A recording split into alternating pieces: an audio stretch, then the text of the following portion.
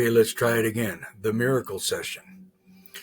My intention is to create such a profound experience for people that their lives entirely change. Welcome to the flow. Good day, sunshine. Carolyn Mace. I've been taking. Tell me if to shut off the recording if there's anything sensitive we want to do. I've been doing frankincense 10 big breaths. Okay. Now the big breaths have to go to step 2, long breaths. My obsession has been with step 1 my whole life. And now I realize that that's not right. And Carolyn Mace this morning helped me to realize that again. Because everybody's doing step 1 all the time.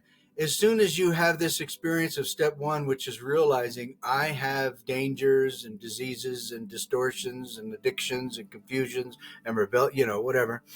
As soon as you just recognize it, you've got to go on to the second part, and the breathing pattern is long. You forget your problems. She talks about woundology, and how this one experience she had, the lady just met this group of people, just a social setting, and immediately talked about her childhood abuse and how she still hates men, and so she's going on and on. So it's a street currency, she said this morning, Carolyn. It's a street currency. We hold on to it, woundology. So rather than going on to step 2 and saying, hey, you know what? Life's short. I'm going to relax. And then you get some healing. You take back your power from wherever you were losing power with him, her, this, that, you, me. And you get the healing. Now you have coherence. Now things go better. Yeah, the trick is knowing, oh, life is too short. I need to slow down for me. And yeah. I have a couple of friends that I was thinking woundology, like, do I do that? I think I don't do it surfacely on the surface, because I say, oh, I'm good. But I do, yeah. She said it's our culture. She said it's very difficult because it's how we bond. After a while, you get comfortable with somebody, you say, oh, this has happened to me. Depending on the level of severity of the comfort of the intimacy. Think about when you first get with a guy. All the pains and sorrows and mommy, daddy, sister, brother, that all is the greatest stuff you're able to get out to cause, oh, honey, and the bonding. So it's true that we have these unresolved issues, but, she said this morning again, such a wonderful thing. She said, can you imagine your grandparents telling you, oh, yeah, I really need to process my childhood? It's like, what? There's no time for this nonsense. Move on. Get over it by working through it, whatever it is.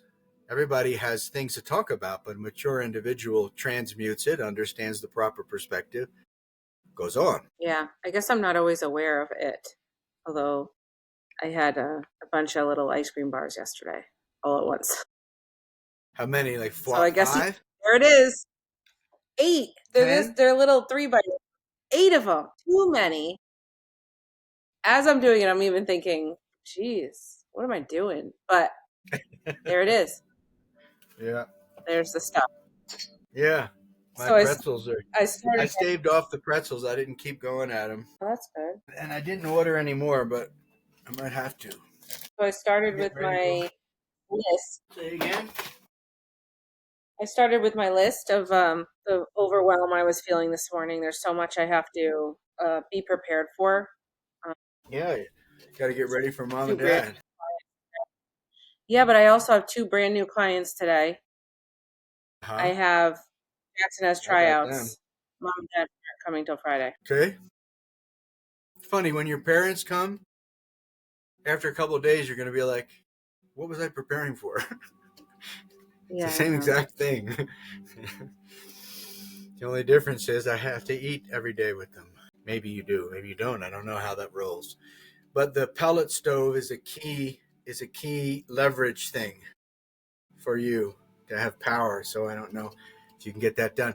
Does a pellet stove needs venting? Needs exhaust? So I think we figured it out. It's because it's just without the heat on, there's not enough dry air down there. So I put the dehumidifier on, I put the fans on, and I haven't put the heat on yet because I'm waiting. But I think once I have the heat, like the walls are dry already again. Yeah. So I'm not sure about the pellet stove. I feel like, Well, if you don't put the pellet stove, then you lose $3,000. but it has to be vented. Like I'm so low, it does have to be vented. So you got to dig through 20 feet of rock The or only something thing, crazy? the only, well, yeah, the only thing that doesn't have to be vented is a gas log. If I were to do a gas log with, Propane. And yeah, then that's okay. And then you just have, we have to can a line, propane line we go have to down figure out how to there? line it.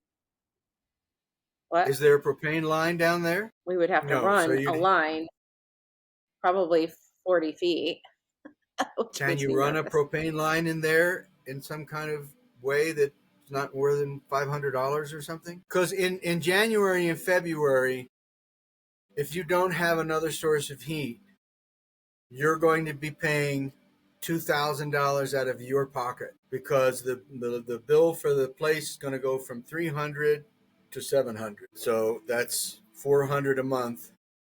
And it's probably going to be more months than that. So, 2,000 or something comes out. If you get a propane line in there, which might be able to vent through the window, you might be able to change the window and run a hose, which is not very aesthetic, but It can be ventless, this log. the log. It's Okay, so just the log can be putting the little ventless. line. We just have to get the little line for the gas in, which Well, I'm thinking you like can get a thing this big, you know, and it'll last you. It might last a month. You can have him carry down a tank this big. It's going to last a long time. You don't have to put a line in there. You can just get a tank that big, and you can put some box around it or something so you can't see it. Make it into a shelf, and then the wire comes out the back and it goes to it. But this is everything for me is an energy thing. It's like when I'm talking to you, I'm not even talking about heat and energy and your bill. I'm only talking about what I see in your field, like Carolyn Mays, and how I can provide support for you. And this is a way to do that because the brother-in-law will come.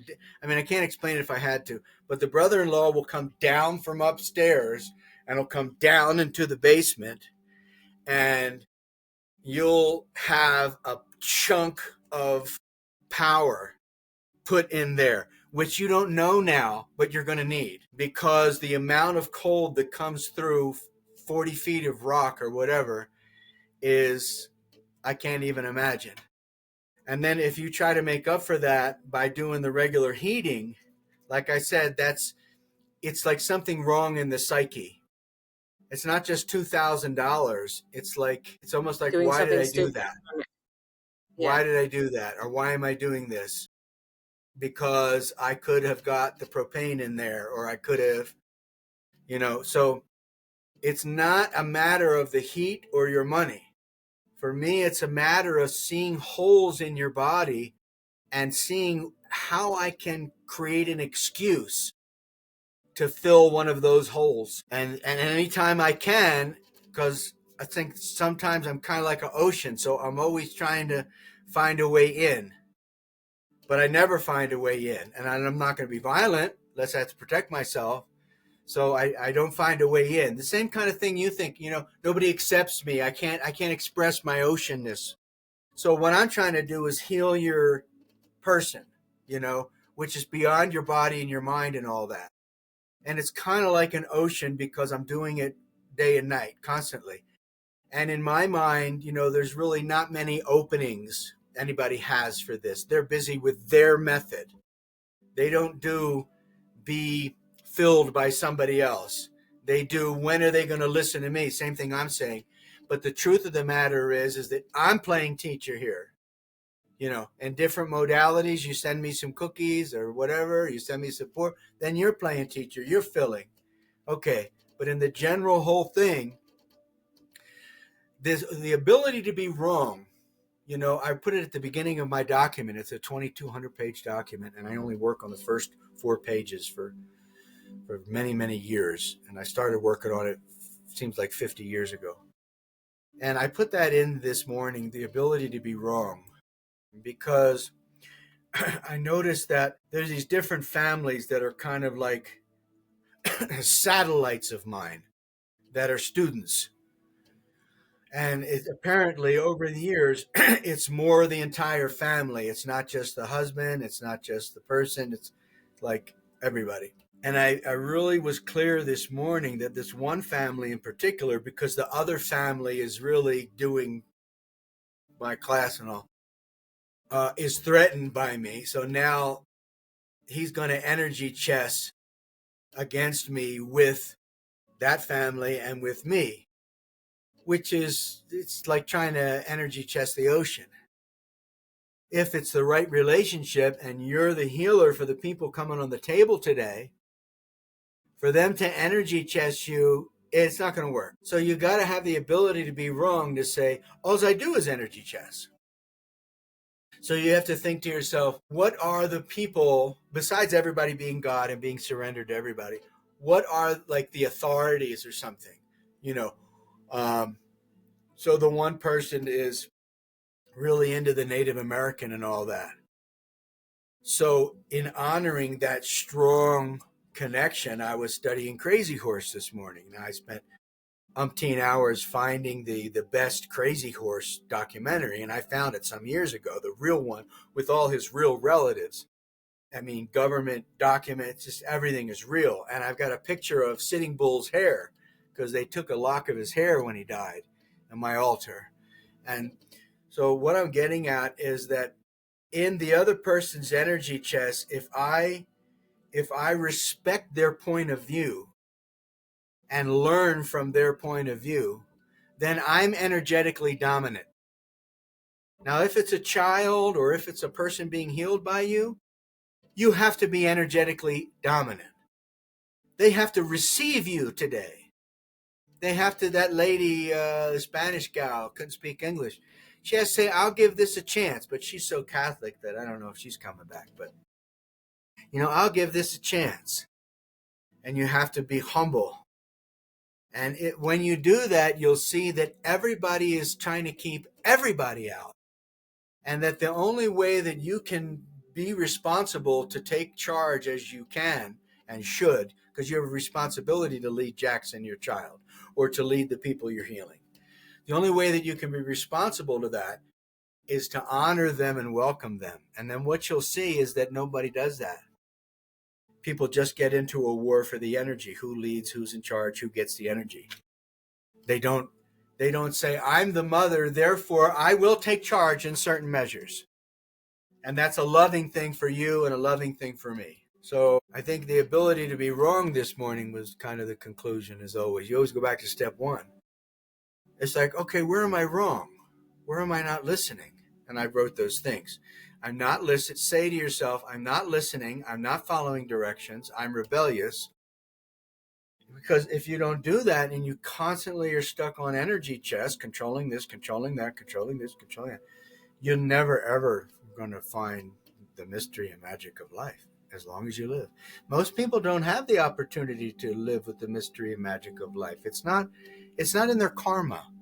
They're not ready for that. Maybe next lifetime or something. But that's not true for you, Danielle. So you just find what bridge teacher, what guru person, what scriptures, and follow. That's the only hope I have. And, the truth is I can't do it. So that's the unfortunate first step. It's like, I can't do it. I won't do it. I'm self-will run riot. And you put a period on that and you can go forward. But if you try to control to be ready for Jackson's thing, control is the initial power. Control is in the second 4 steps. First 3 steps, second 4 steps. But in the first 3 steps, if you're stuck on controlling the new clients that come, you have to be abandoned to the idea that the client wants you. You don't want me? Go to hell. That's the mean, evil way to say it, but you got to be abandoned to that whole thing. And then, you doing the best you can, which is quite limited. but maybe it would work. You never know. And then with that attitude, the person will feel safe and they'll reveal themselves. So it's all in the intake. It's all in the prep now, getting through each step, not staying in step one. Yeah, because I feel like they did, both of them kind of gave me a little insight on them. They're both, they both do certain types of healing for women. And so, Sure. and they came recommendations from two different people. They came with One recommendations? from, say it again? Sorry, they came with They, recommendations? one came from Deanna at the farm recommending her come to me. Oh, that's the biggie. That's a big chunk of power in your life. And the other one is, I don't know who. She didn't share. She said a friend of hers comes to me, so she didn't share Oh, who. But oh no. Okay, so that one is the non-receptive because in not sharing who said it, it means she's a whack job. If you're not, if well, you're not completely transparent in life, you got my definition as being a whack job. So how many people are whack jobs? Everybody. Right? So everybody. if she didn't say, oh really, somebody that's done your work, I don't know how she said it, but she recommended Said a me, friend and of she doesn't mine came say, to you and recommend. Yeah. yeah, that's just weird. And then not saying who it is. So I learned by watching other people's failure. I'm starting to get to the place in life where I can watch other people's failures and see how I do it and actually change my ways. It's like other people fail for me. It's very nice of them. So yeah, I get what you're saying because So the power I doesn't have to go towards her. right. I mean, not exactly. The power is going to go from the other one to this one because that one's more shut off. So now you can do energy chess. When you surrender to her, and you realize something about their personality and their character. It's all about personality and character. Then you can see how the power is going to fly inside the body mind. Where it's going to go to. Is it going to go from the gate to the waterfall to the first lady? Is it going to go from the waterfall to the basement to the second lady? You see, you're in the matrix. And in the matrix, it is all about energy chess. Anyway, I'm talking too much now. Go ahead. Forgive me. You see, no, you're fine. I see the receptive one first, Oh, hell and yes. I see, and then I have a regular client of mine in the middle, So and then I that's have a divine client. providence. The way that Yeah. it's structured means that you have some kind of coherent support. And if you didn't hear that or know that in this moment, then you could still be stuck in step one and ruin both of them. But because of being able to calm down, because of some kind of meditation or something, contact, now you see actually there's some divine providence going on here. She's first. That's the one I'm more connected with. Then I have a break with somebody I know. And then the other one comes, which is my grind, the daily grind that tests me. So now the other one has become just as opportunistic as the first one for mutual healing because the divine order is protecting your way with this today. Now, maybe you didn't do good karma things in the last years or months or whatever, and the divine order would not be protecting you today. And you would have to find a more emergency way to stop time and stop energy and get help and everything. But we just realized that you already have 40% less stress because there's that 3 1 2 3 thing is right there. I mean, it almost is divinely ordered. Yeah, it's so funny that you say divine because she reached out, the first one that's receptive, reached out and said, I am so, my mind and my spirit are very looking forward to seeing you, or my mind, my spirit and my body are looking forward to seeing you. I shared with her my testimonial with Bowen and how it lifted the cloud of depression for me, and she said, I've been feeling that cloud that you referred to for the past 12 hours. And then I wanted to respond right away, but then I felt like too Oh, confused with words, so I stepped away for a right. second. I came back to it, and all I said was divine timing with a, emoji. And Imagine, because it is divine, isn't it? I mean, she's of needing course. it, reached out. So I where's the totally problem believe in with it. Jackson and your mom and dad now? It's not the same. It's a different problem, different challenges. I mean, Totally. Yeah, in yeah. that perspective.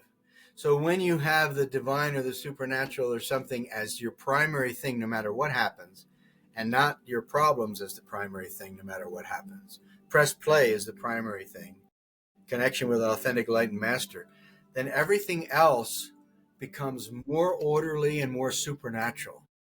You see what's behind the scenes of environment more and more and more as time goes on. And you see the difference between your perception and the ordinary person's perception, and self-confidence goes through the roof, and there's no one to explain it to because it doesn't matter. So now you're content. You have, I understand there's challenges, I understand that there's grinding edges, and I accept it. It was a good lesson for her. I feel like once she said she was going to come here, she was already, the healing started to begin. She even paid me ahead of time. That Oh, hardly ever happens. So I feel like that's already in the works of resolving. and then It was. 7 sessions after when she leaves that day, when she's got the healing, it's important for her to invest in you energetically and financially, and it's important for her to be committed to the long term. So sit with that, see about that, find out what's going on with that.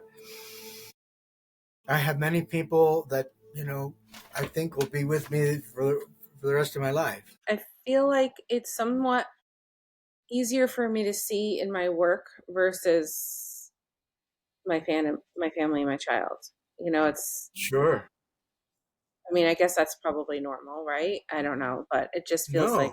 it's not normal. It's opposite. You're Was it separating opposite? from the Of course, you're separating from the source because the work it's the true you. It's the real you. The family is more like a grind. It's sort of real you and all that, but it's not true. The family is the real you. And the work is the, I don't know, the aspiration of you. But in a spiritual supernatural sense, in a deep that the work is going to become the real you. But right now, that's not true. The real you is who you are with your mother, father, sister, brother, son at the supermarket. And the other one is the dissociative you, like the new age, grasping at the real you so that you can bring it into the real you, which is the you are in your daily ordinary life. So when you reverse that order of priority, Okay. and you say every breath, every step with Jackson and with family, I don't care if I live or die, I don't care what the consequences. I'm going to every breath, every step, I'm going to return to practicing being the best person I can and communicating in line with my truest beliefs, which is the other you, with this person in a way they can understand ordinary talk. I don't have to teach about energy or any nonsense. And then when that becomes the source of your life, then you're going to, next step is you teach Bowen certification, or whatever. Then it'll be that the work is the flowering of you, and the root of you is now being tended to. It's got the medicine, it's got the pruning. But when you do it the other way around, which is what we're tempted to do, that's why we have compulsions and eat ice creams and the rest of it, because it is the work of 10,000 lifetimes to prioritize the real you as your place of work. That's what your work is. That's your work. Your work is not your work. That's a flower of your work. The work is the root of you, which is mommy, daddy, sister, brother. Then you do good with that and you blossom some flowers. Then you're like, hey, want to see my flowers?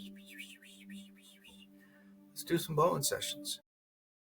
That's the way it must become, because then you're like invincible. Mommy, daddy, sister, brother don't tell you who you are anymore, because you've worked on enough of your roots that you know who you are. You know that you're kind of like a soul in progress, and the progress that you're doing is with your personality and character, how you eat pretzels, how you I sex, see. how you walk, who you think your sister is, who you think your son is. It all becomes the meditative aspect like you have in your work. But now you realize, oh my God, that's actually the place for the meditative aspect. And then your work is going to be double as powerful. The healing. Yeah, I think it is scary. The family stuff is scary, and there's a lot, and it's complex, and it feels heavy at times, and so there's so much ancestral stuff and patterns. Yeah, I was just talking to Jackson about how basketball can just be, learn something new. Be prepared. He said he didn't feel comfortable because the coaches were asking him to do this, you know, 5-man weave or 3-man weave, which is a way they practice. They pass the ball back and forth until they get to the basket and then somebody shoots it. And he said he didn't know what it was. And he felt so stupid. And I said, well, what you could do is be prepared and look it up.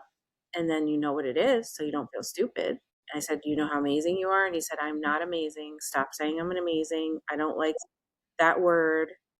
So I'm like, oh, I must not be letting love in like he is, not letting love in. Because it felt like he just like blocked everything that I was trying to express it, how to come into his, but it was too much doing, too much talking, not enough actually surrendering to. Now that I look at it, could have handled it a little differently and surrendered more to that statement instead of being in shock that he can't see his amazingness. They're probably going to let him on the team, or because it's just too young. They don't exclude that many people, I would guess. And when he comes home today, either way, whatever that answer is, I don't know if he gets the answer today. He probably doesn't. They probably post it, so they don't have to deal with the person's face when they say rejected or accepted. But either way, write down the Ray experience. Write it down, the Ray experience, and then I'll explain. There is this I've told you the story, but there's this black belt MMA owner of a jiu-jitsu gym, and he was certifying me for my 4th stripe in Gracie Jiu-Jitsu, which is basically the same program that they teach to military and police. So I went there, and he got on top of me. You know the story, 270 pounds. I couldn't do anything whatsoever. He said, what did you learn? I learned how to die. So I went back to right outside the gates of Space Command, where Space Command is, in Peterson's Air Force Base in Colorado Springs. That's where the hotel was. And on the way back, I remember in the car, I'm going back and forth in my mind just saying, I'm always telling everybody, you're not the master. So I want to beat this guy or do better than this guy. And somehow I want to get out of the reality that I'm not the master. I don't know. I can't do it. And then the other side of, well, maybe I could find a way. And then you're always telling everybody to kind of submit, be receptive. You're not the master. So I'm going back and forth to these things, and I went into a trance. And I remember I had a light bulb with me, a push button light bulb that my mother gave me, actually. And I went into the bathroom with this push button light bulb, and I turned the light off. And I'm in the bathtub, and I put the push button light bulb on. And I started to see the situation, the 3-man drills or whatever you were saying. I started to see the situation. And even though there was nothing that I could do, there was no way that I could do this, and I put a period on that. That's step 1. Allow Jackson to put a period on that. I don't know what to do. I'm a complete idiot. When I first started taking that class with the people that founded the UFC fighting cage, they're his 2 sons, the people that founded the UFC. 3 years I was with them, and for the first 6 months or so, I was the worst one. I did boxing since I was a child and martial arts. But the ground, I never knew. The ground was this thing in the world of fighting that is this new thing, and it's dominating everybody. But my generation has no idea what it means. But yet it dominates everybody, ground fighting. So I was and we'll go back to the other story. They tie together. I was the most uncoordinated, and all I said to myself was, just get through it. Write that down. You only have to get through 1 2-hour practice, however long their practices are. So 3 years later, at the end of that, I was basically the best person in the class and one of the only remaining ones. And when I went back, when I was challenged by the black belt guy to get certified for the 4th stripe, which I was, I figured out something to do with my stomach and I told him, lay on top of me, put your hands and feet up, because I couldn't do anything with the weight. He didn't have to put me in a hold. Put your hands and feet up, lay on top of me. And I did something with my stomach. I was able to get out of it. I dominated him from that point forward. I never did not dominate him again. So the greater discomfort that you have and uncoordinated feeling that you have, the better you can be in whatever it is you're uncomfortable, like the sink. So now when all these people were there the other day, the sink was leaking underneath because I knew I had to fix that pipe, but I didn't do it because I thought, oh, it's okay the way it is. And I'm there and I fix it temporarily. Later on, I fix it permanently. And I'm on this uncoordinated thing. And I'm trying to remember that principle. Be uncoordinated, breathe, just get through it. Don't lose it and snap the thing and break it off and whatever. Don't lose your temper and do something wrong. And so that's become a very uncomfortable new principle in recent years that I'm working with. Be comfortable with your discomfort. Is that the Ray experience? Is that the Ray experience? Yeah, that's the Ray. The guy's name is Ray. Okay, okay. The 270-pound guy. So it's through the discomfort that you become comfortable. That's why step 1, or the ability to be wrong, is so good. But you got to put a period on and say, okay, I'm obsessing enough with the clients. I'm not even thinking about them now. Somehow I forgot. So I guess I got a break. I can now soak up the atmosphere. I can now remember the gate, which you never went out to the gate to find it, and the waterfall, and the lake. I call it the lake. Danielle's lake. I don't know about you, me, him, her, good, bad, past, present, future. I'm on break. So you're working all day. You know, you see those people on breaks and they're smoking the cigarette. That's the only way they can get a deep breath. Working all day, it's a pain in the ass. You're doing this, doing that, and you run outside and you're like,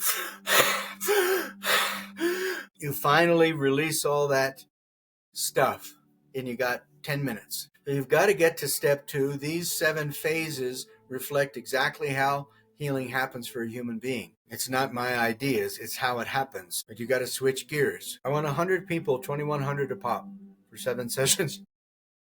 That's what I think of at the end of that. That's my next gig. 100 people, 7 sessions, group, 2,100 each, of course, sliding scale. So you start to see what your goals are, maybe. You start to see what you need to do. And of course, it's got to be about healing people. Otherwise, you don't really have any goals. And so the people are here. My mom sent me a thing about psychic stuff of Nostradamus and all these different things, and predicted this and predicted that. It was all sort of stuff that's coming true about 2025. And I did send her some stuff, but I really wanted to teach more. You know, is not welcome because she has her own way. But you, it's a different story. When you go into step 2, you're slowing down. You're seeing the people, the coach. Tell Jackson to see the coach for 30 minutes in your mind's eye and breathe long. You'll see the coach doesn't care about you one way or the other hardly. So you caring about him so much, it's not helping anything. This guy's got 50 kids and 2 sports teams and a family and children, and he's got to send them to college. You're 3% of his life. And your whole thing is, oh, if he would only pay attention to me, Daddy, I would get the energy and I would be, if he only liked me, he doesn't like me. Fuck him. It's just a job. And then you can see he actually does care and he does doing the best he can. But first you got to do step 1. So when you slow down, you see that the largest concentration of magnetite-bearing tissue in the body is at the root of the nose. That's science. That's the same tissue. I know I've never said this to you before. That's the same tissue that makes a pigeon. If you put the pigeon in a box and take it 1,000 miles away, it can navigate to the same exact position. So you let the pigeon out of your window and you take it to Florida. That's about 1,000. Fort Lauderdale, I think it's 1,200 or something from Philly. So maybe it's 1,400 or whatever it is. So you do wherever 1,000 miles is. And you have it in a box. You can't see anything. You got a couple holes, small holes. And you go all through everywhere in Georgia and Carolinas. And then you wind up somewhere in Florida, maybe 1,000 miles. And you open the thing and it flies back to your window. They can put a cap on your head and read your thoughts. If you're thinking of a sailboat, it'll show a sailboat on this is science. It'll show a sailboat on the computer. If you're thinking love, it'll show, if you're thinking resentment, it'll show not only the pictures, but it'll show words. It's only a beginning science, but it's there. Now, every thought that you have produces an electromagnetic signature, and you have material in your body that senses electromagnetic signatures. Same exactly as a credit card. In 1 second, the whole thing on the credit card changes. The reason psychic is important is because you need to see what's going on. You can't be in denial because you're so compulsive about ice cream, clients, Jackson, whatever, that you have no quietness. Once you have quietness, you'll be here. When you're here, you'll perceive the people in the air. When you perceive the people in the air and you make it to slow down and you make it to be ministered onto by something that's helpful, the Carolyn Mace video, so forth. It's got to be something new all the time because we're very distracted. Then you get to step 3 and you transcend. You go above the house. You go above the community. You go above the world. You go above the human race. Time passing without any notice or concern. Sitting quietly, the grass grows by itself. Eons pass and I hardly notice. That's step 3. It's very challenging to allow these phases to function. Maybe you got to go back to step 2, sensing nasal airflow, seeing eyelid light. Why? Because that's what happens when you're present. When you're very present and conscious, just sort of sitting quietly, you're going to sense your nasal airflow. You're going to see the light through your eyelids because that's what's here. The psychic stuff, that's, over time. But just balance and groundedness. Grounding is a superpower. Lengthening the breath, lengthening the rhythms. This is the time that's most well invested. I was investigating coma this morning because they say that in coma, the general definition, your body's not repairing. Well, they're wrong. They have no idea what they're talking about. The reason that we go into coma is because there's so much trauma to our mind and our body that we can't keep functioning everything. We have got to conserve energy and restore energy. Well, that's advanced meditation. You'll never see a master of life rushing about in a frenetic mess, yet they get more done in less time than anybody. Our conscious mind says this is not time or resources well invested. The truth is, this is the best investment of time and resources. I used to tell people all the time, if you can't pay for going to a workshop and your rent, then go live under a bridge and just go to the workshop. I did. And they all look at me silly, which I love more of that as time goes on. No matter what, actually, this is the most important thing. Every single time when I begin to access the meditative state, it's sort of like my conscience and the entire world is telling me, you're wasting your time, you're ruining your life, stuff like that. It's just every single time it automatically comes in. And I have to really fight to say, longer breath, nasal airflow, eyelid light. I know that it's right for me to do this. I know, even though it's been proven in me, but there's no way that I won't forget. So I forget every time. So I have to fight my way back to remembering. And every day, every time I teach. And once the bubble bursts and we're existing in that meditative place, we're like, oh my God, of course this is the answer to all my problems. Of course, this is the way to get more money. Of course, this is the way to heal my issues. Of course, this is the way to experience peace of mind, In other words, the source of any manifestation is always void. In every religion, void is the source. That's where God lives. God lives in the Bible behind double darkness. One student said to me the other day, he said, I have another teacher friend, and he told me void is not a correct definition. It's more spaciousness. And I said, wrong, bad, no. The reason that all the religions say void is because they're the teachers and we're not the teachers. They don't say spaciousness. Spaciousness is the beginning. Spaciousness turns into vacuum, vacuum turns into void. And from that comes all energies and all galaxies, and all energies and all galaxies go back into that. When you have timelessness and spaciousness, and then that can get to void, it's kind of like you're invincible. And you can destroy or create whatever you want. You start to see things like the world, it's not for you to interfere with it.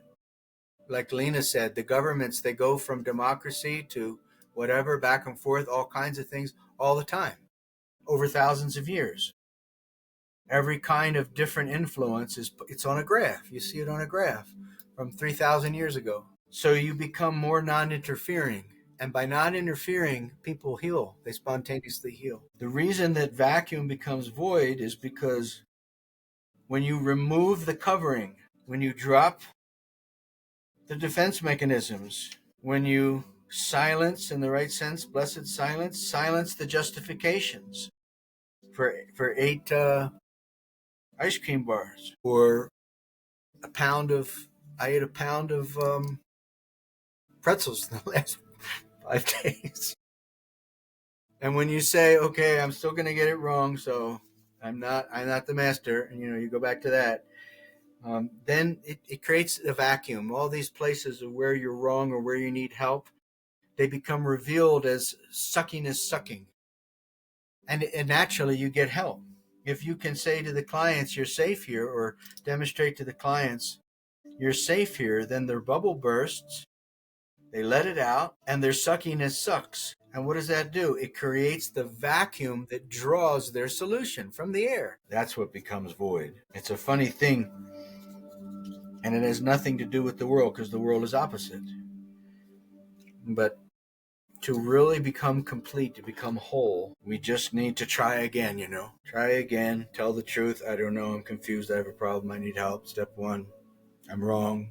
And go through the other experiences that happen when a person's being healed. Oh, you let the expert work on the car. You're not the expert. And so then now you're in surgery. So being in surgery is really great.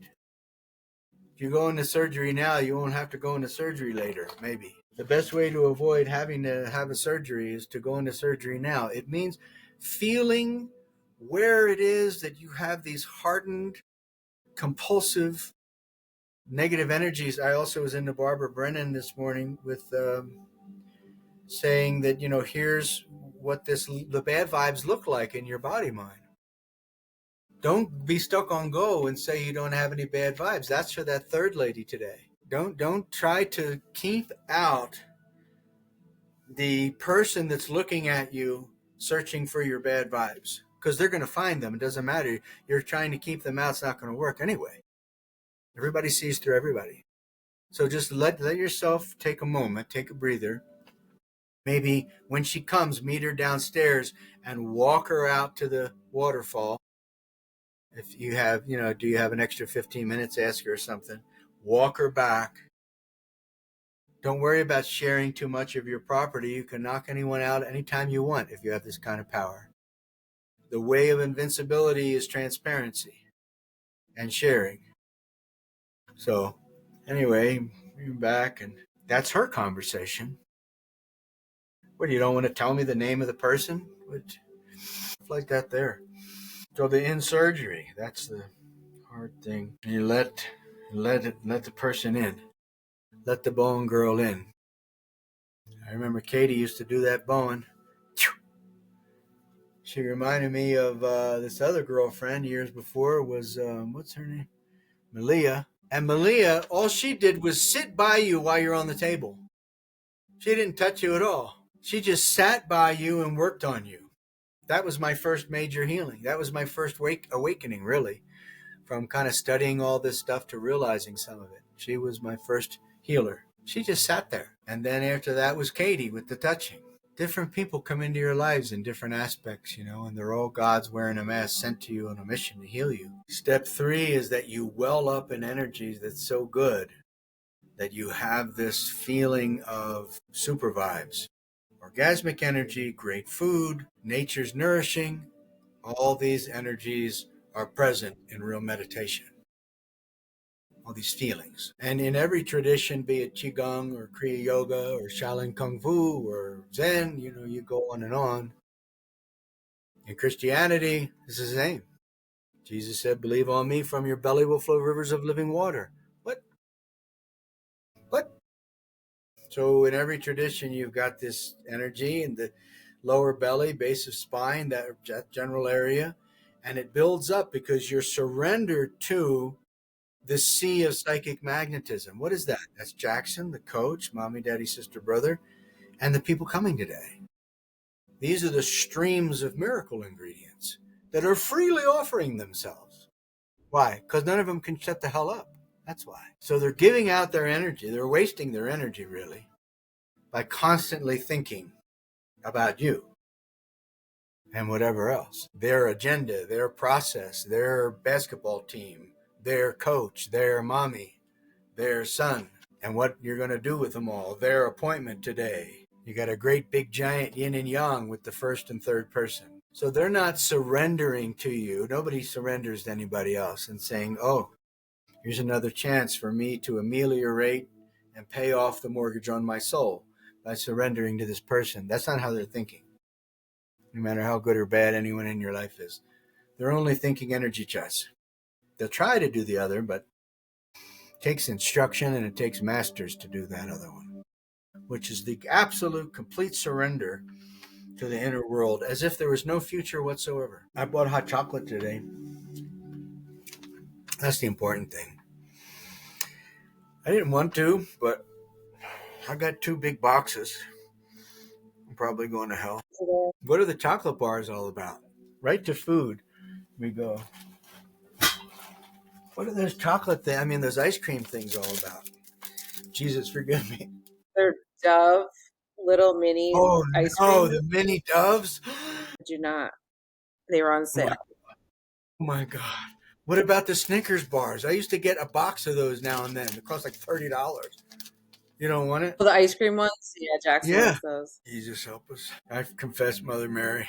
I was talking to the guy in Pakistan, the Muslim guy, and I was showing him the backyard. And he said, I want pictures of everything. Energy chest capture, right? I sent him pictures of everything all around my house, the car. He said, oh, send me pictures of you. So I sent him a picture of Mother Mary because I have a big statue of Mother Mary there. You see, it's a trap. When somebody behaves like that, it's a trap because they're just trying to capture you all the time. If somebody's trying to capture you all the time and you're a warrior, you're like, okay. Because a mother that wants to protect a baby when a wolf is midstream, there's no thought about attacking the wolf. For almost any mother, the baby's in the thing, and we'll say the dog, so it's not as scary, not even a big one. And the dog jumps and is going to bite the baby. The violence that comes out of the average mother to destroy there is without question. It's not cognitive. That's my Marshall secret. It's not cognitive. It's an instinct. So I said to him he was live when I showed him the Mother Mary, and I said, "Oh my God, look at that evil woman!" You know, I said, "Isn't that terrible?" So I've concluded if you believe in one religion, you're either like mentally slow, or you just not given the chance to anything ever. I'm sorry to say that, but I always want to teach truth. You can't really do that. It's not mathematical. So I told him the tree. I said, so you want me to believe in Allah? And then I pointed to the tree. I said, and not the tree? The tree is not a teacher of me? Allah, only Allah? He said, Allahu Akbar. And I said, don't come around here and say that. They're going to think you're going to blow something up. I said, I hate to say it, but you guys, Muslims in general, you don't stop with the negative shit. Everything is negative. The Quran is constantly negative. And it's everything is, oh no, the infidel, and destroy him and kill him. And what the hell's the matter with you people? Are you scared? A real warrior is not scared of violence. And not in a dissociative way where it's like, I'm not scared. I'm going to get 7 virgins so I can blow up. I don't know why anybody wants 7 virgins anyway. But so this idea of dealing with conflict is really, really important. And it's summed up with the parental protection instinct. You don't have to overdo it. You don't wait for the wolf to be midstream or the dog. then smack it. Don't live your life in constant fear of when the dog is going to be midstream all the time. Just be awake. Then you don't have to worry about, Jackson, you don't have to worry about whether you're good at basketball or bad at basketball, or you've got 1,000 years for starters you're going to live through. Take a chill pill. Go back to dribbling. Pray that you do get accepted and don't ruin it so that you can actually play around. You're not going to be the best. It's impossible. There's no such thing as being the best. What are you at the best as? There's always someone else better in many, many ways. So it's about receptivity, not dominance. Dominance is automatic. If the dog is jumped, for you to dominate and take the ball and take it to the place, that happens automatically when an opening is caused. An opening is caused by being receptive to the game and to the people. And your feet, is a great, great, great secret for Jackson. And use feet. I told the mayor, and she chants it all the time when I see her. She says feet, feet, feet. She's not the mayor anymore, but she was for 2 or 3 terms. Feet, feet, feet, feet, feet, feet, feet, feet. You know where your feet are? Yeah, how are you stepping? What are your feet doing? Your feet have more brains than you have any idea. It's all about stepping and positioning. Any sport, it's about stepping and positioning. Is it the cat? Yes.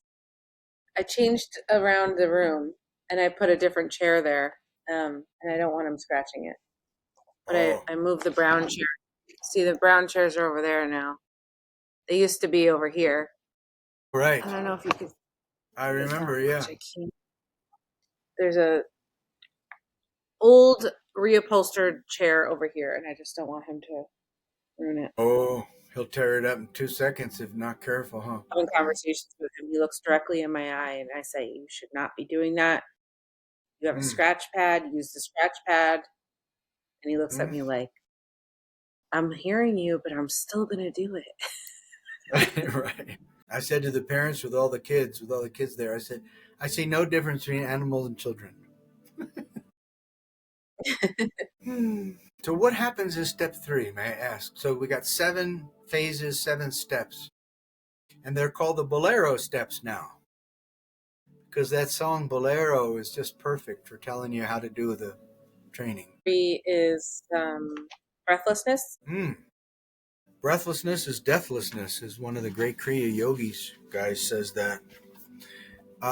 It is, but it must not be forced. Hard rules with that. And then it yields sighs of relief. Because when you have breathtaking beauty, you discharge. On a cruise I was on, when we came back, they hooked the pumps up. I don't remember how long the cruise was. I don't think it was that long, 5 days maybe, something.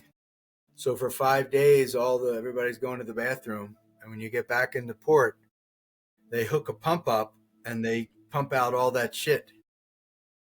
Yeah. It's a gigantic shit pumper. Yeah.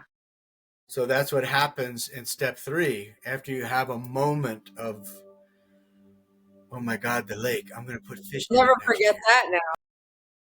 Yeah. So you have, 5 minutes, you discharge 20 years worth of stuff. So that's real meditation. That's advanced meditation. Breathtaking beauty and sighs of relief. If you want to do the quick version, it's deep, slow, no. Deep breath, slow breaths, no breath. If you want an explanation, deep, you'll understand some explanations about that. Slow, you'll understand some explanations and rules about that. And now step 3, you're learning some explanations and analogies for what happens there. Why? Because one moment can change everything. That's the big why for this practice. I have a document, it's linked on the homepage of my website now, and it's called Why Meditate. I have to go to that. I haven't been on it. You told me about it yesterday. I paid the guy to make a whole another page for it. That's like a $20,000 website. Oh, and it never ends. So I'm on the first page and the home page? Yeah, you see the first red link there? The links are in red. It says click that link. Oh. There's no chance for overestimating possibilities of meditation? Yeah. Yeah, that's the why. Sorry. It goes to the why document. Yesterday it messed up and it went to the emotional hygiene document because of glitches. And I was like, okay, how do you change the entire website then? I don't want anything complicated. That would be another $20,000. So forget that. Your video is giving me a warning, an issue. It says picture in the picture mode, close to maintain recording quality. Whatever. Don't worry PIP about mode. that. Okay. Don't worry about that. Your voice and your face have been about a second off from each other. Maybe that's what it is. Oh, I don't know. I guess we have internet, somebody difficulties or something. Maybe it's fixed itself. Did you see the document? Yeah, so much goodness on there. Diabetes appears and disappears. Eye color changes. PubMed, the most respected medical journal in the world, says eyeglass prescription changes. However, you ask an ophthalmologist, there's no such thing. People can't change their eyeglass prescription. I healed my eyes twice.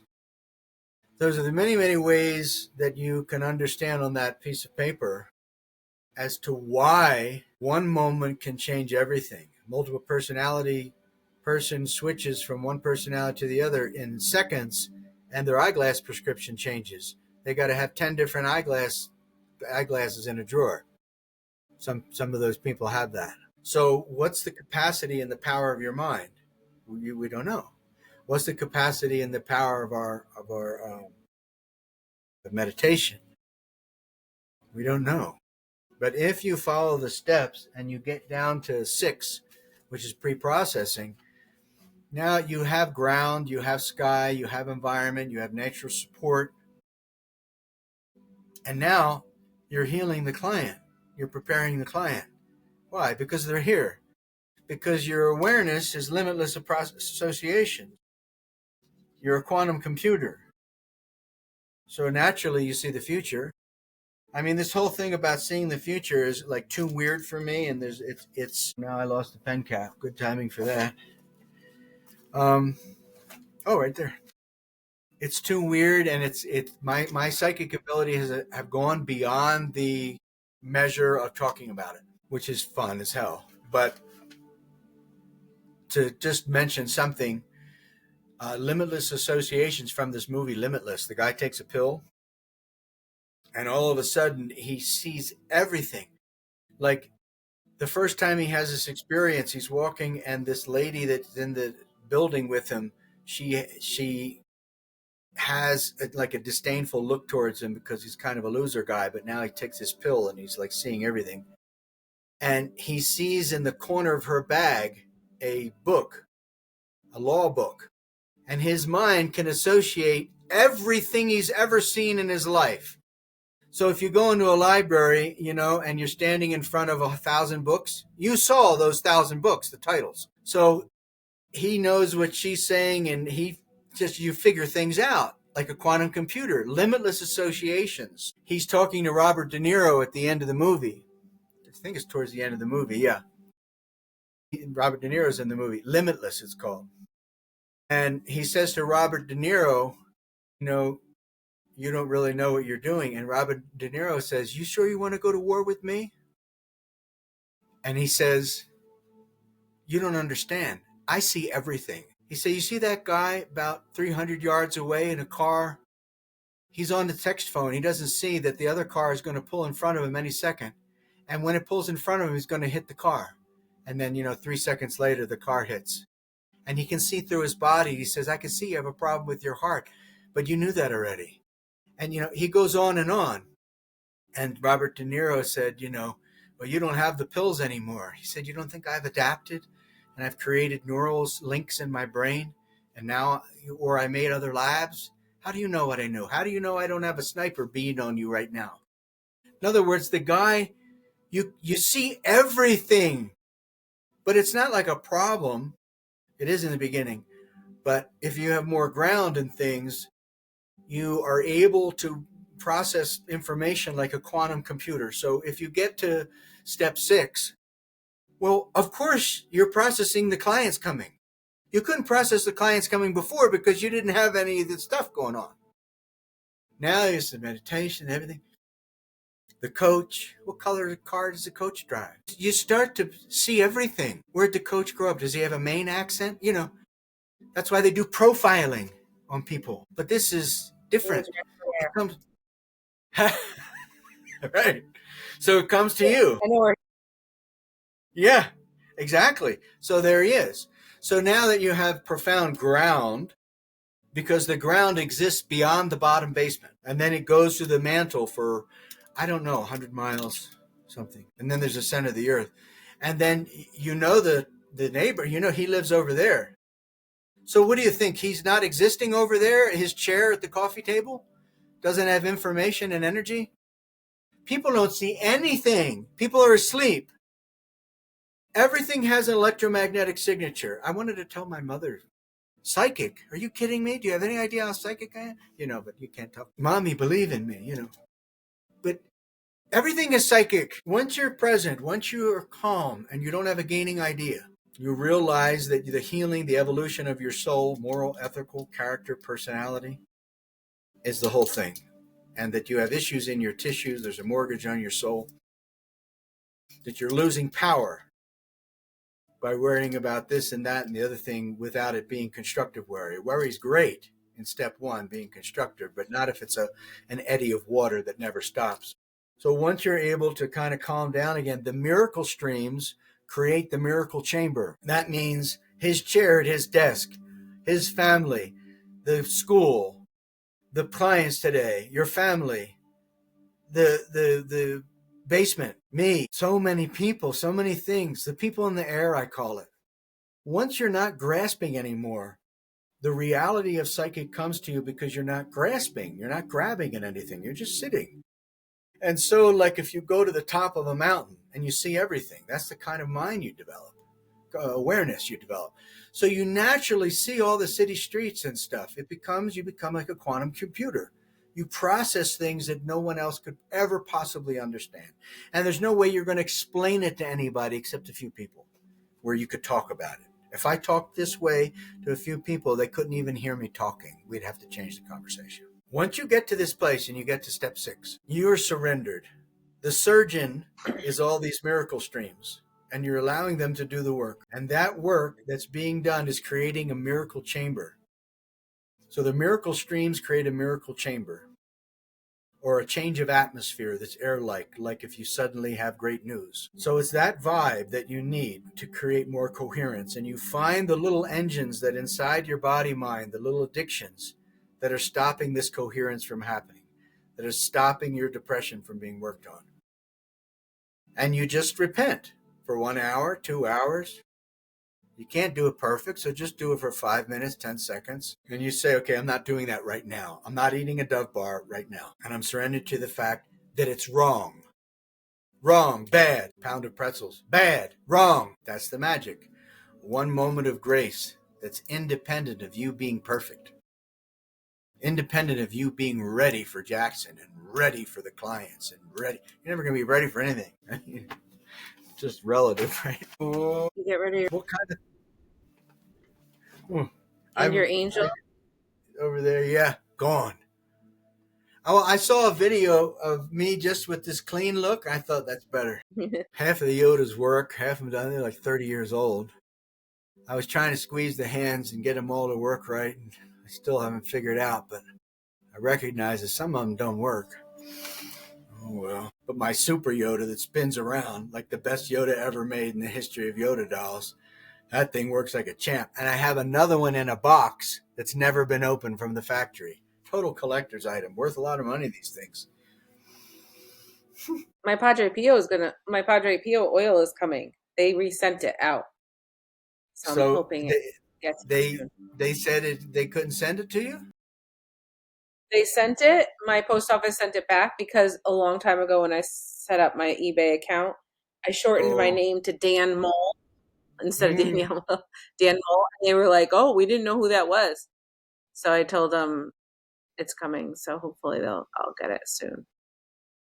Lord. I was in the altar this morning and looking at the Amma bands from all the retreats I did with Amma, and the Ohikari, which is my priest certification for Japanese Shinto-like tradition, and the water like The Exorcist, the power of Christ compels thee, exactly like the Exorcist movie. and the Amity water and the beads from Garchen Rinpoche and so many, piece of Mars. I actually have a rock from Mars. It's from Mars. Oh, I watched the movie Martian last night. Did you ever see that movie? I think so, yeah. With Matt Where Damon? he grew potatoes? Yeah, Yeah, I didn't cool. finish it. But So your Padre so Pio how'd you get oil, it? you just bought it. You can get little tiny, it's a tiny little sliver, So a asteroid hits Mars, and then that asteroid makes Mars material come to Earth. After it hits Mars, it makes Mars rocks come down to Earth. That's how you get Mars on Earth. And then I also have a real moon rock, slivers, a couple of those. And I have a meteorite that's 9 billion years old. It's older than our entire solar system. And I have, pictures of everything, everybody, everywhere you can imagine. The greatest masters of every tradition, and a big giant Mother Mary thing. When Lena and I were seeing the Mother Mary Guadalupe painting that was done, we went to the church, and there's this conveyor belt. And you go on the conveyor belt, and I guess you go to another room to see the Mother Mary picture. It's like 600 years old, and the paint never decays, and there's like the entire cosmos is in her eyes under a super microscope. It has a zillion supernatural things in it. Million zillion. You ever watch a documentary about Guadalupe cloth? It's beyond imagination. So we would go there, and we're looking around. Where's the painting? All right, back on the conveyor belt. So we walk all the way around again and get on the conveyor belt. And maybe, we have to go right after the conveyor belt. So we get out and we go to the right. I got a big Padre Pio thing over there, cloth. And no. What do you say? That he wants to. He wants what? Come home so bad? Tell him the lessons now I gave you. I'll wait for him. Tell him, Which ones? just get through it. The discomfort that you feel and the uncoordination, that's going to make you the best player. But you have to be with it. That's the way that you mature. That's the way that you heal, is being with the discomfort. Tell them about how when you fixed the sink, it was really uncomfortable. The person that becomes the best is the person that can tolerate the most discomfort. That's all right. What'd you say? Just I get through said, it? just get through it. It's okay to be uncomfortable. Nice. There was something else here that I wrote down. You got your 3 questions ready? I do not. All right, you got to create 3 questions, and now we're getting to the uncomfortable part. Yeah, the uncomfortable part for me is I don't want to push the propane tank idea, but I probably need to. You with who? With your family up there? Yeah, just everybody. I don't know if I want to push it. I feel like it's my normal to be like, I'll put up with it. I'll put up with it. I'll be fine down there. Yeah, I don't that need to doesn't make everyone work. You're uncomfortable. underground I at 10-degree weather for a month, 2 months, 3 months. The winter there is worse than the winter here. You know that? Winter lasts for. No. Of course it is. Nobody knows that. It's one of the funniest things in the world is what people think about Colorado winters. Always snow. I feel like it's always snow there, isn't it? Half It's not. half the winter you have. I have half the winter you have. I have maybe a few days that's colder than you ever have, but I have no snow compared to you, and I have mostly the sun is so hot and so intense that mostly 30 degrees and the rest of it. If it's 20 degrees, it's not cold because the sun is, I'm 8,000 feet up here. So Yeah. actually, and almost no snow at all here. Now you might get like 3 days, there's not a big snow happens down low here. It doesn't pretty much ever happen, but Denver and the rest of it, maybe that happens once, maybe twice. Here, forget it. Even if it happens, it's going to melt in 3 days unless it's late January, February. But it goes up to 35 and 40 like all the time. Maybe late January and early February, it could be low for a while. But you'll have winter and cold and wet for like 4 months. There's no kind of winter like that here. 3 months. So And everybody Seattle thinks was it's worse. the coldest thing. At least you got sun. It gets gray here. It's the same as California. It's like 20 days of full sun or something. All of Colorado. He didn't text you back? All right, 3 questions. Great question. I really don't want to do this. I can't. That's what he said? Hmm. How much is the practice every week? They haven't told us, but I think it's probably a couple hours a day. And he's really been out of shape about that. It's a couple hours a day over his week off break, except for Christmas Eve and Christmas Day. Oh. It's Saturdays too. I'm like, it gives you something to do. Meet your friends. He says it's too much of a commitment for him. But you know what is interesting is that like he pulls out this, it's like he's pulling out all these shots, right? And then his behavior is a little different. Like he's saying all this, but I feel like he's preparing to be on the team. Did you see him dribble ever? Yeah, I mean he dribbles a little bit with in here, but not a lot. You never saw him dribble with a real basketball? Yeah, no. Yeah, no, he does, but So he can dribble. I was hoping he could dribble. Okay. And he can pass it between the hands a little bit. He's a pretty coordinated kid, so I'm not that concerned with that part, but it's his lack of letting go that's taking him out of the present moment, so he can't really pay attention to what's going on. If he could just pay attention to what's going on, he would be fine. But Do you he doesn't want to. are you telling everybody in your life longer, longer, longer? No matter who I meet, no matter who I know, they always hear from me thousands and thousands of times. Longer, longer, longer. I tried to tell Jackson today because he seemed a little nervous and he was putting on a smile face for me. I said, "You could just take a deep breath." He's like, "Mom, I don't need to take a deep breath. I'm fine." It's not really deep breath, it's longer. So your Yeah, inhale and your exhale is going to be longer. That's different than take a few deep breaths. A few deep breaths is eclipsed by longer. longer. Just the word longer. What should I respond to him? Longer? He won't get that. I don't want to do this. I can't. Respond to I anything. said, If you want him to go to the thing, I wouldn't respond. okay, 3 questions. how to raise a teenager. I wouldn't know. Next. 3 questions.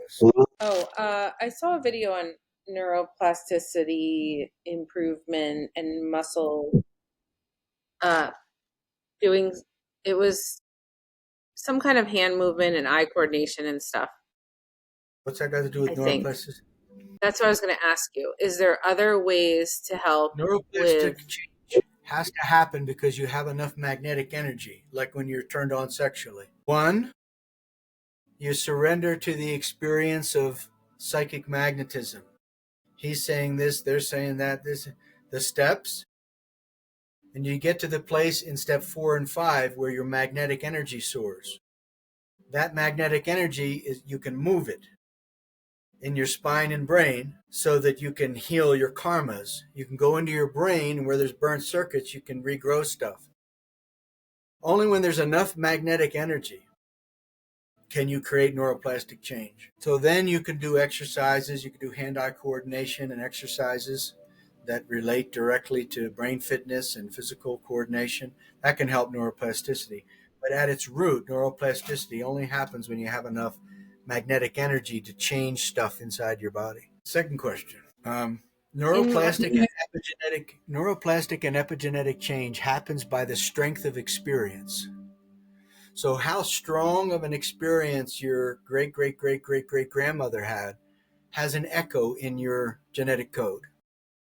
The super strong experiences like famine or this or that, trauma or elation, that actually programs the genetic code, which programs a lot of neuroplastic connectivity and disconnectivity. So you might want to write this down. Neuroplastic and epigenetic, which is the thing that determines your genes, change is determined by the strength of experience. Whether it's an experience you choose to have right now, of clearing out your entire life of cobwebs, or it's an experience that your great great great great great grandfather had? Oh, it's interesting that you brought up that.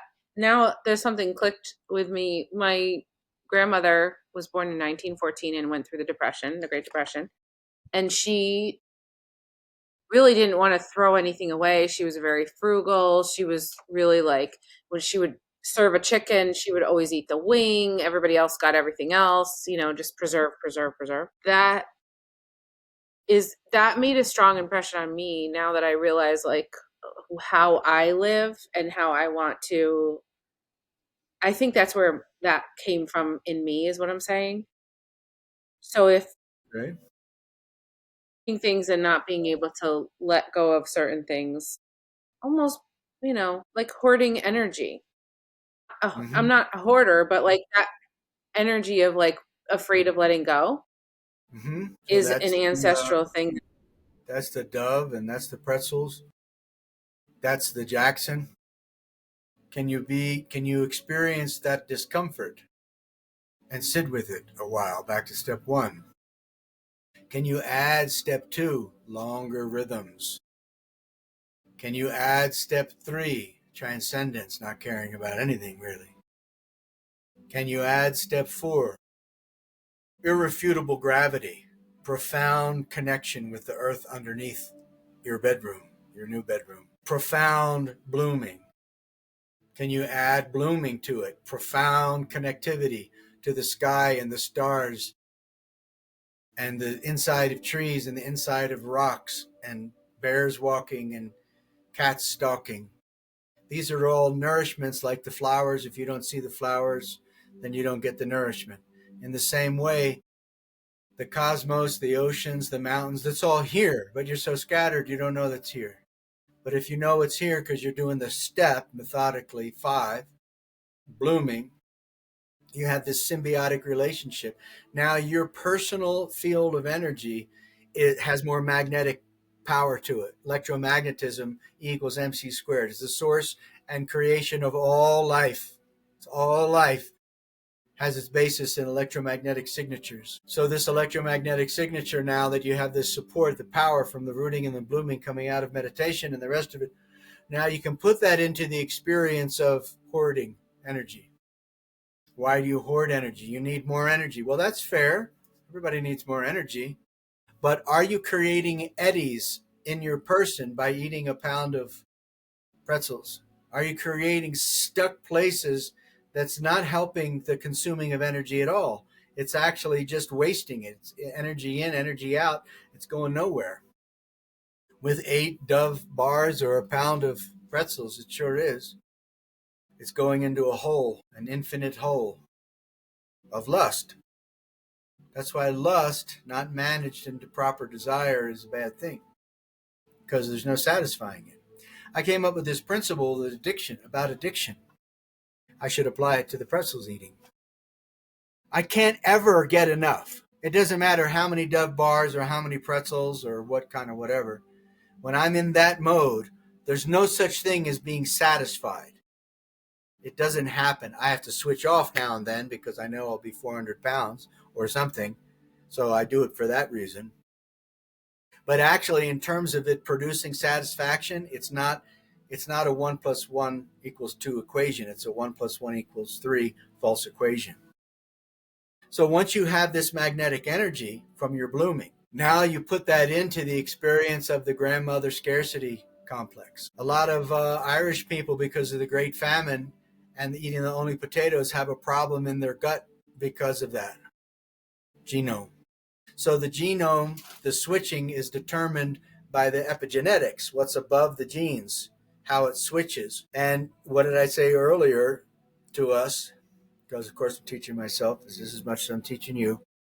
Epigenetic and neuroplastic change is determined by the strength of influence. How much strength do you have from the lake, from the water? Or are you so concerned about clients in Jackson that you don't know where the source of power is coming from? Source of power above the earth, below, around, transcendence, the supernatural, authentic enlightened masters.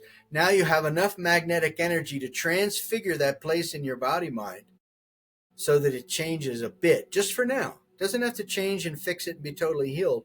Just for now, you're not going to eat a Dove bar, and you're not going to leave that issue unaddressed that relates to grandma something something something in the negative sense. You don't have to worry about the positive. The positive is not interesting. The positive automatically happens when you address the negative. If you don't address the negative, that becomes a shadow, and that's the ruin of the human race. You automatically become overflowing with positive when you're able to take all of these experiences of life and heal yourself. Next question. When I'm What do I listening look to like on the Padre screen, P, eh? say it again. Sorry. What do I look like on the screen? You see me, or you don't see me anymore? You just see my fire flame meditation. Now, because Okay. you're sharing. Okay. When I'm listening to Italian on Padre Pio's video, it's all Italian. Yeah. I don't quite understand how the transmission happens because I mean I love the sound of Italian, but I don't understand all the words. So if your grandmother was here and she's talking only Italian and she gave you a hug, do you need to understand the Italian? So if your brain, the human brain says intellect rules, that's false. That's not true. Emotion rules according to science. So if you cannot quiet your intellect, then you'll have to be beaten, because that's what the world does to an error. It beats us. So we get beaten down from our head, beaten down. And now we can feel inside of our body minds. So the projecting nature of impulses in the environment is all the time talking to the head. And the whole process of human evolution starts with the cortex. Can I let this in? So I have to understand it, subject, object, scientific understanding. But we've made that primary. That should be the outflow, the overflow of the energy of our perception, not the source of it. Subject, object, perception with the grandmother talking Italian has absolutely nothing to do with quieting the mind and receiving the hug. You cannot understand, and you will not understand. That must be understood. So you just say, okay, I'm going to appreciate my grandmother hugging me. So the transmission is right there. But if you accept this method of instruction that I'm sharing with you, your experience in meditation becomes non-cognitive. There was a guy on the TikTok talking about meditation, and I was being a bit of an ass. I just felt like I was, I said things that focus has nothing to do with meditation whatsoever. So you cannot meditate without an authentic enlightened master. And then after a few comments, I said, I think I better go, huh? But he was there talking about meditation and all that. Nice enough guy, but to me, it just looks like you're on the wrong path. It might be right compared to what you did before in life, but right now you're meditating, you're figuring it out, you're understanding Italian. That has nothing to do with getting a miracle. When the grandmother gives you the hug, the intellect is not involved. So in meditation, which is the source of life, everything is meditating. The universe is moving in circles, spiraling energy is creating a flower. A tadpole becomes a fish, and the fish becomes... It's all the magnetic pull, which is a pure magnetism that at its base is non-cognitive. Then it produces genius. Geniuses don't think. Thinking happens. Do I look like I'm thinking about what I'm talking about? So you get the hug. And then the hug, you say, the hug's more important than understanding her. And then you're inspired to understand her. Maybe. Maybe you don't want to, you don't need to, because the hug is the source of power. The source of power is that guy's essence. He's the last person to be canonized a saint in the Catholic Church. He bled from his hands and side and feet for 50 years without interruption. You read stories about him. People that were born with no pupils can see. I mean, every kind of miracle, like all these masters, every kind of miracle you can possibly imagine is happening.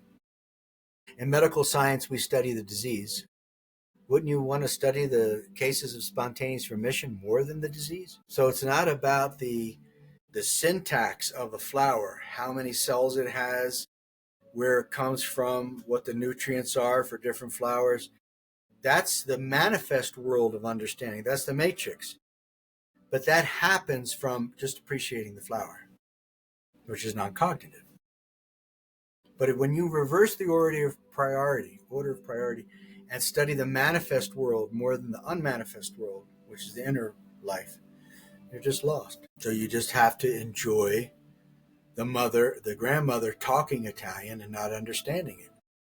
You can't say, you're talking Italian, I don't understand it, so therefore you don't work for me. She could be talking to the grandfather, and you could be sitting in the chair as a little girl of 5 and be like, wow, that's cool. What the hell are they saying? I mean, my family is doing that too. I kind of like when people talk other languages. I don't want to understand what they're saying. I mean, Padre Pio, it might be fine, but like I was going to different countries or something, I thought it was great. I never understood what anybody was saying. Worked for me. You really can see what they're saying then. Maybe. All right, third one. That was the third one. All right, do the fourth one. Fourth one. Okay, so if Garchin used to be somebody that it would resonate with me. What if there's or like for instance, Mama, she used to be my go-to. Now when I turn it on, it's not my thing. So should I just move on, or is there something in it I need to look at? Yeah, just move on. It'll come back. Remember when Garchin put the oxygen thing, here's this guy, the greatest living Tibetan meditation master. He understands things that I could never understand. And because he put the oxygen thing on, and because I'm so into health and I can heal people, that's a main thing for me. If they got the oxygen, man, I can heal it. Do my class. I've done it many times. I can get you off that machine. Because he has that, I'm like, oh, I'm not listening to him anymore. That's how dumb we are. So then now he's cycled back again. But I would say, just move on and just go with the flow. And then if you can add discipline and say, look, these are the people. There's only 20 people. Vivekananda, Ramakrishna, St. Francis of Assisi, Jesus, Buddha, Lao Tzu. There's only 20 people. So after a while, you'll be limited. But inside of the 20 people, see if you can constantly get a miracle every time. Maybe you can go out of it and do Wayne Dyer or whatever, but see if you can get the miracle every single time. All right, let's watch this thing. Tell me if the audio is okay. Does the sound okay for you? I can't hear it at all. You can't hear it at all? No, I hear you, but not the video. Why is that? Oh, because I know why. Holy cheese whiz. Let me try again. Okay, this one. Okay, try again. Hi. Longer breath, longer breath, longer breath, longer breath. Also share audio, window, from Tibetan to Windows. Ha! Now we got it. Let's see. I heard it. Now, hear it? And see it? Is it a flame? Oh, yeah. Yep, I see it. Start long breathing, please. And watch him and read him. So all you see is him now, right? And I'll smile. I could do it here. I did it. Okay. Read it. Longer. Clients, Jackson, Coach, Lake, Waterfall. Mom and Dad don't want to pay all that extra money. And you can get the tanks and change the tanks if you have to do it every 3 weeks or every month or whatever. It's not that big of a deal. Carry the tank up, it's not that heavy. Go get another tank. You get a little bigger one rather than smaller ones. Or, you can have it. Just see if you can finagle it. You're going to lose $2,000. No way out of that. You think because now you took the water out of the air, it's going to be less, and you got the thing on the ground, it's going to be way things are refrigerated. Especially January, February. And then into March. Or Jackson. There's no way for it to be heated properly. Once every 3 weeks or something, propane, move it in and out, or at least to have it there. Now you've got reasonable payment for heating. So the place to have useful. Otherwise, the place is not useful. It's going to take energy from extraordinary amount of energy. Longer breath.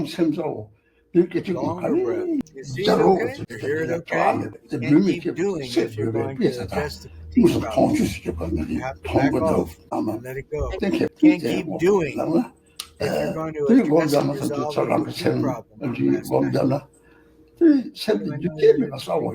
the longer is really what you want to make sure happens. Forget the whole Jackson thing. That's the only way that it's going to resolve. Give enough space for his projection to fall into. Longer breath, longer breath. The whole just get through it thing for Jackson is now being done by you. Maria Grazia. Ave Maria Grazia. You know what that means. Ave Maria Grazia. Ave Maria Grazia. Ave Maria Grazia. Now that's the beginning. Find your body to find your mind. Find the earth to find your body. The earth is underneath, around, and above. This is how you gain enough magnetic power to transfigure genetics, to influence epigenetics. Be trusted with enough power. Dei secoli, preservaci dal fuoco dell'inferno. Step 1. Porta in cielo tutte le anime.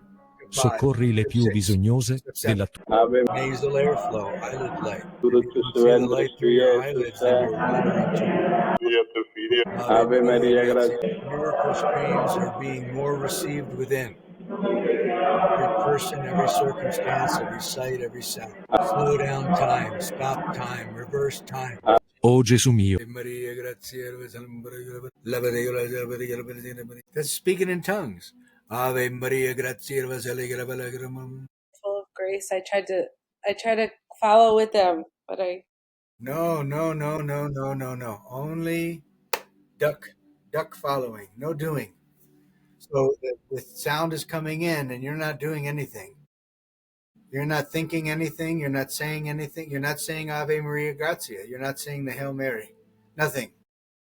In surgery, being worked on.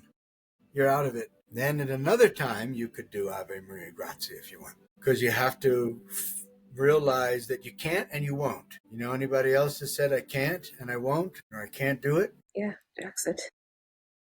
Right. I can't do it.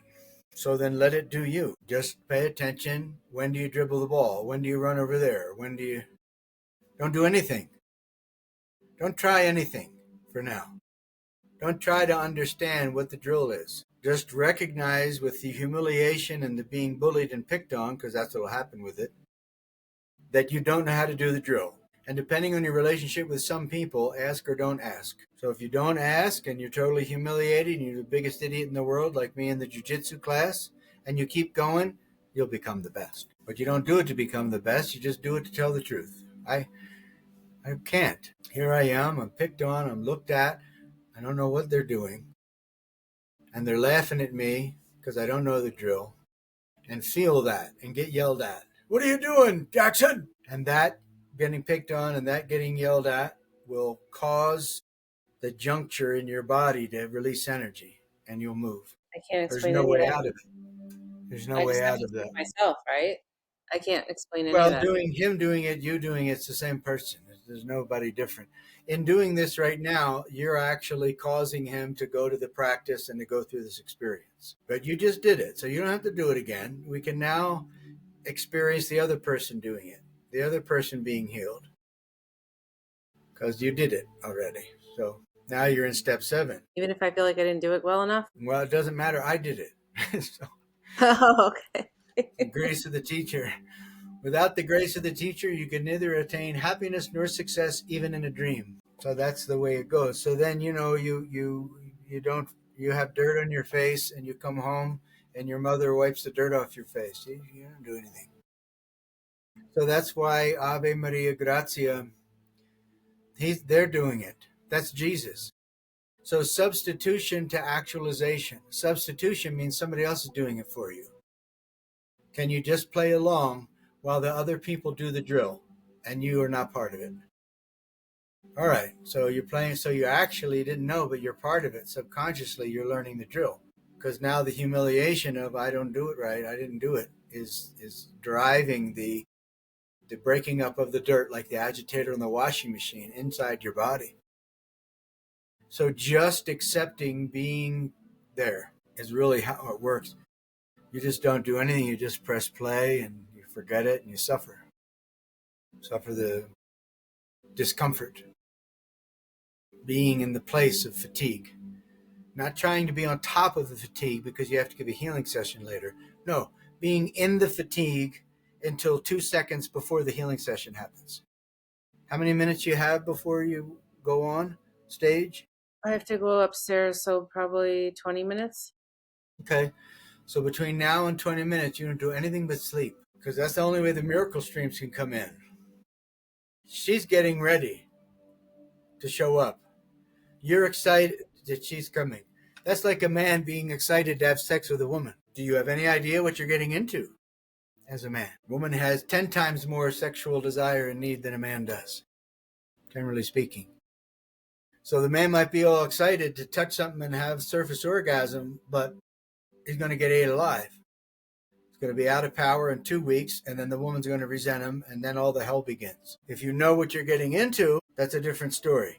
She's coming to you for healing, so you're not getting anything. You're getting $100, whatever. But she's coming to you for you to put the gas pump in and to provide energy. That's what she's there for. But you're all excited, like the man with the woman. But you're not really going to get something because she's there to get from you. That's the paradigm. And you'll realize that when she comes back for a third session, that you have to be prepared with the gas. I think with these two women, I was more afraid of being exposed for being a fraud. Oh, great. I love that. You are a fraud. There you go. That's solved. Next. Who's not a fraud and a con man and a con woman? It's a joke. It's a joke. Other people play on you to get your energy, to tell you you're not good enough. You're providing a service. You're doing a thing. You're doing the best you can. You're worthy for the cash. That's it. If you're not good enough, then you're not good enough. They go away. As far as being a fraud compared to what? Compared to somebody that has no experience in whatever and is doing the same thing you're doing, then they're a fraud and you're not a fraud. You're the expert. Compared to Garshan Rinpoche or one of these people, all their hands are like stove hot. You know that? All those people, you take their hand. I was talking about that yesterday with a student. As soon as you touch, their hands are always hot and magnetic. What is that? Okay, that's a master beyond me. I'm almost there. But those people are masters beyond me. So, fraud compared to what? That's all that means. So it's better to be a fraud constantly. That's how you're safe from being called out for being a fraud. If you protect yourself, for me, I have so much experience. This is kind of ego and proves I'm a fraud, but I have so much experience and I have so many certifications and I've done this so long. It's just like a joke when somebody calls me a fraud. I can like smack them and send them 20 feet away from me if I want.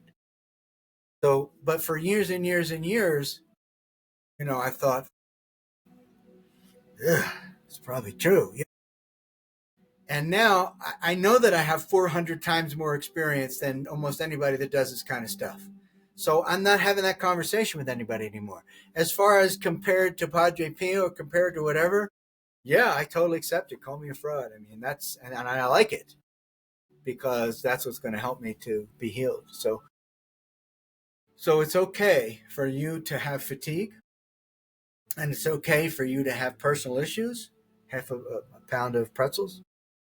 It's okay for you to not be right. But when you start hiding that you eat 8 Dove bars right in a row, people are going to say, and you say, I try to eat right, and, we like a lot of salads, and Jackson and I, we really balance it. They're going to say, you are fat. Don't tell me that shit, you fucking liar. You understand? So, in other words, no matter who you're talking to, they're jerking off and they're eating pretzels, and it just manifests in different ways. You are, bad towards women. You're a man. Yeah, I think you're right. I can't be sensitive enough. I can't listen enough. I just can't do it. So rather than saying that I do good and I talk about my good, I would rather go to the negative person. You are surface stimulated. You masturbate. You exaggerate. Lie. All right, tell me something I don't know about myself. But the thing is, when you start hiding this stuff, that's when you really become a liar or a deviant or whatever. When you're not okay with whatever it is that you do wrong, that's when you never make any progress in life. As far as having things that you do wrong that you can't fix, like if you want to say you with the weight and the Dove bars, me with the pretzels and some weight and whatever else, that's not going to change. So if you want to try to find a way for that not to be part of me or part of you or part of her, then you're living in a delusional world and you're not honest. But if you're honest, I have fatigue today.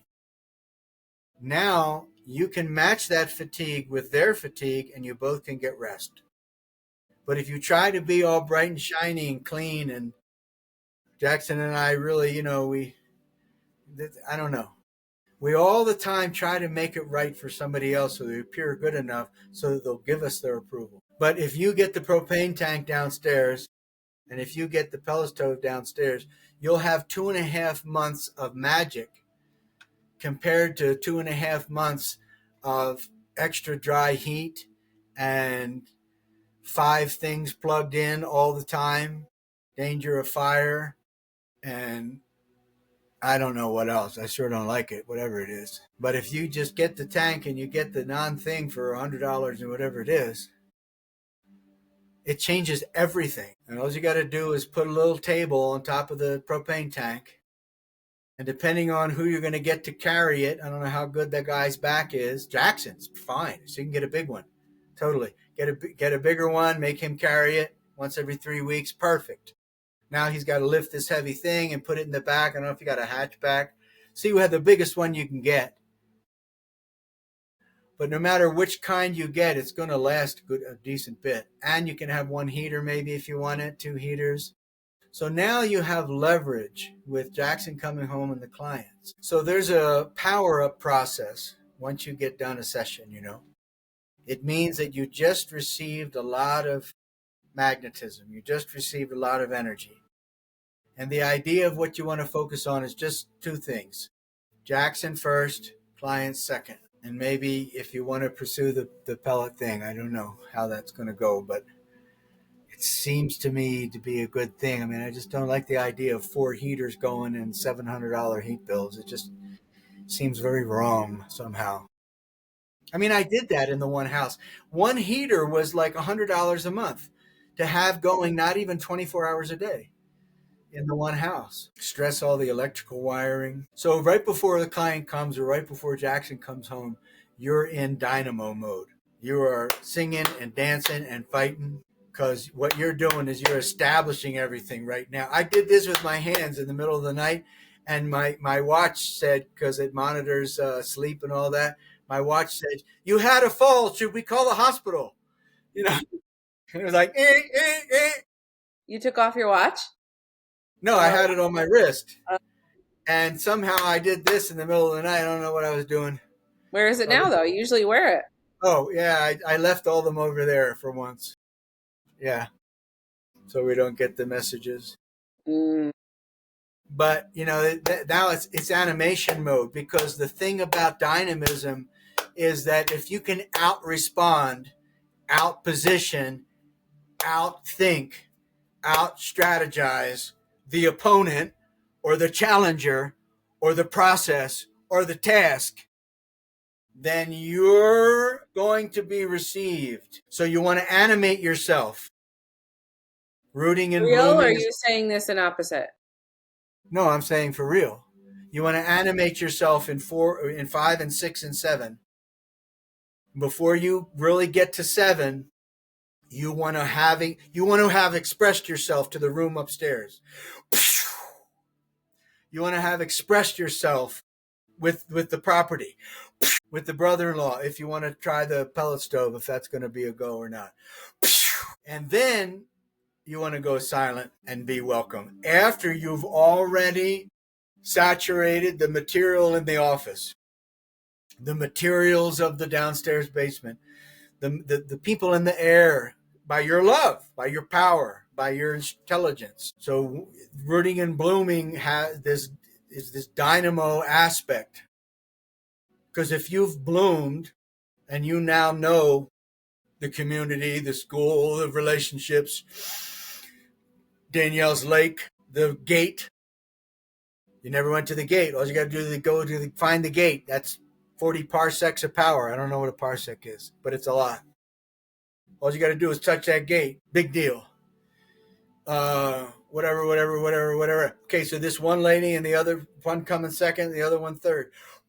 You are taking the responsibility to be the provider in the soccer game for how your son feels. Go Jackson! So how much fuel do you have in your pump? Did you gain through those steps? By doing the steps better? By understanding that this is how healing happens? It's not a system that you can discard. It's how it works. You got to do some version of 1. You got to do some version of 2. You got to do some version of 3, so forth. How it works. When you come back from a wonderful experience, you settle down when you come back from a vacation. Then you open up and you got kind of a new refreshment for the store, going to the post office. You have a new glow. The blooming, pre-processing. You sit down, you remember you were in Tahiti, and and you think about mommy, daddy, sister, or whatever. You get a new angle. Okay, so that's the dynamism that comes from 4 and 5. It leads to 6, being able to kind of pre-process, the 3 people coming. And then you go invisible. And you just let them do everything. Because that's what the friend, student, client does. They do everything. Because you have this inner life already. So all you got to do is let them be themselves. And in doing that, they get to your ocean. But if you don't believe that you have this inner magic and this inner life, then you just don't know the truth. Because you do. Questions, comments? I think I've skipped, in the past, I've skipped to 7 quicker than I should have without rooting and blooming. Yeah. That helped me clarify that in the moment right now. I'll probably forget tomorrow, but when you get back from Tahiti, don't you root and bloom? First you root, unpack like a snail, or I don't know, kind of almost hiding. You root. You don't want anybody calling you, bothering you. You don't want to say how your vacation was. You just want to land. Mm-hmm. So you land, you touch this carpet, you touch the earth. Your mind touches it. And then you're like, okay, I want to tell my mom about the trip. It's like, or you go out into your yard, you're like, you know what? I have a beautiful property here. Freaking forgot. You had to go to Tahiti. And you bloom. Because you feel safe with what? The people in the air. If the coach is off on your right side, then that's your animating power. You have greater chance to be influencing with him. It's all like the Matrix. It really is true. Right, left, up and down and stuff. So he's on your right side. Is his house face you? Can you feel it? Tell it where it is? No, I think it faces diagonal. So it faces towards our garage. So it faces towards your garage. So not only is he on your right side, but he is on his left side, which means that you're basically in total control of the power structure there. Basically. Now he's a sports guy. That means he has a strong left side. But it doesn't matter. Right side always dominates. Generally, it's kind of like parents with a child. Left side's almost like the child. Because everybody's talking to your left side all the time. They're animating their right hand. Hi, nice to meet you. How you doing? Oh, I think it's like this. So you're getting that on the left side all the time. So becoming heartfelt, heart-centered, stuff like that allows this receptivity. Interesting. Yeah, so if you can see that now, like if he was on the right side and you could have a camera on him, which you do if you want, But if he was on his right side, you would see that he's less vulnerable. But he's not. He's on his left side. He's more vulnerable. In sports, the injuries all happen on the left side. I did that and the light went out. Yeah, I saw that. Crazy. I need to go change and I want to go. I know she's going to be early, so I want to go up there early. All right. I can breathe. Good going today. Awesome. We'll see you next week. Thank you so much. Bye-bye.